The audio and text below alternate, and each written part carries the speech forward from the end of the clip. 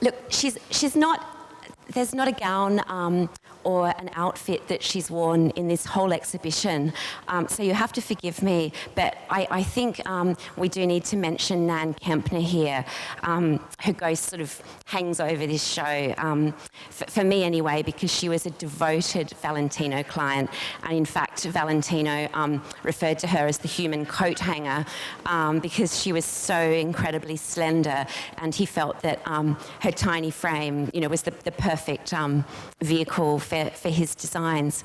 The garments in this show are all couture, you know, as we've discussed, and Nan Kempner, the late American socialite, was the quintessential couture client.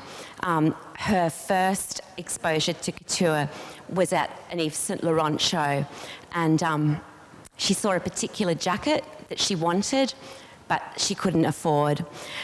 And she was so upset when her mother told her that she couldn't have it, that she burst into tears. I know that sounds like a very selfish young and spoilt young girl, but bear with me. Yves Saint Laurent was so moved by these tears from a very young girl at the time that he actually gave the jacket to her. So maybe that's something we can remember as well. And from there on in, a lifelong love of haute couture was forged. Nan wore many, many Valentino dresses over the years, as she did of many, many other designers. The reason that I mention Nan is, you know, some people, a lot of people, not the people in this audience clearly, think of couture as a very overblown, extravagant frippery, something that's very vacuous and inappropriate, you know, for these economic times, or any times actually. Nan's interesting because although you could think of her as just a clothes horse and just a wealthy socialite, the way that she engaged with couture was because she believed that it was a true art form. Nan's father told her when she was very young, I'll just see if I can find the exact quote. Yeah, when Nan Kempner was a child, her father told her, "You'll never make it on your face, so you'd better be interesting," which is a pretty harsh thing to say, right? Nan, God bless her, knew that she wasn't going to be a rocket scientist or a heart surgeon, so instead she thought she would be interesting through what she wore.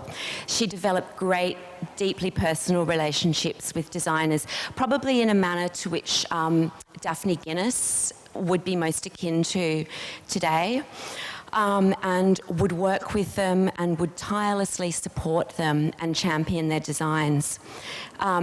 Nan has said, "At first, to me, clothes were a facade, but as my personality evolved, there was a merger. I'm a plain-looking female, so it's comfortable for me to dress well and present my best side."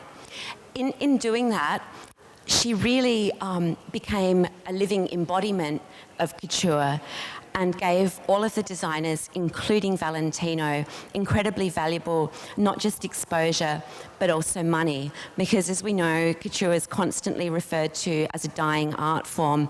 It's people like Nan who continue to keep it alive. Well, obviously not Nan, but you know, now the Middle East, Russia, and to a lesser degree, post-GFC, China, it's to those countries that houses like Valentino look to their future.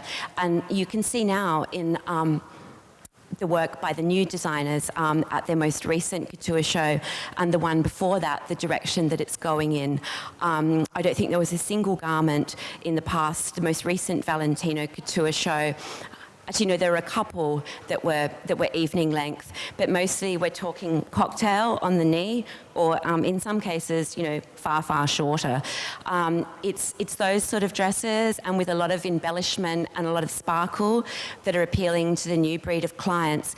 And also, very smartly, they're appealing to the new breed of Hollywood stars, because of course, as we know now, the greatest runway in the world is the red carpet. It's not in Paris, Milan, or New York. And there are a couple of garments in this show that have been worn by our Aussies on the red carpet. There's a yellow dress with a burgundy sash in the other room that Cate Blanchett wore in 2005 when she received the Best Supporting Actress Award for Scorsese's The Aviator. And there is also a dress that Nicole Kidman wore in, this is going back a while, so I'll just check the date, to the 1992 premiere of Far and Away. And that was back in the Tom Cruise days. I know we were trying to find a picture of that dress with Nicole in it for a supplement that we published in The Australian on the exhibition. And it was funny because all the photos that kept popping up were sort of Nicole, and there's, you know, Tom kind of down there, but in there. And we sort of had to get Tom out of the frame because it just wouldn't have worked these days.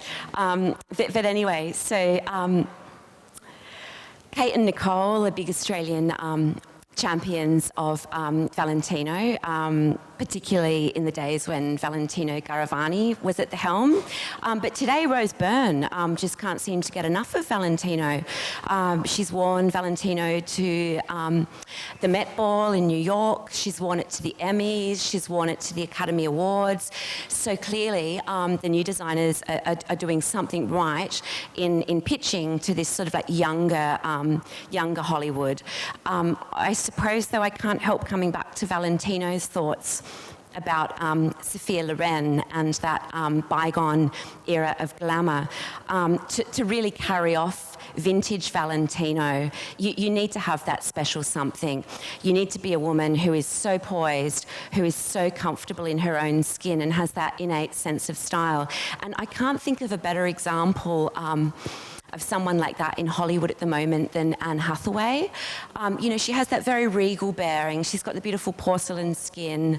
And she's a very intelligent and poised woman to boot. And of course, her go-to designer is Valentino. So it's going to be really interesting to see how the house pans out over the coming years. And I think the fact that we have this exhibition here in Australia just 2 years after Valentino announced his retirement, it's the perfect time to reflect on the 100 beautiful gowns, daywear, cocktail ensembles in this show, and you know, to wish the house all the best in the future. That's it.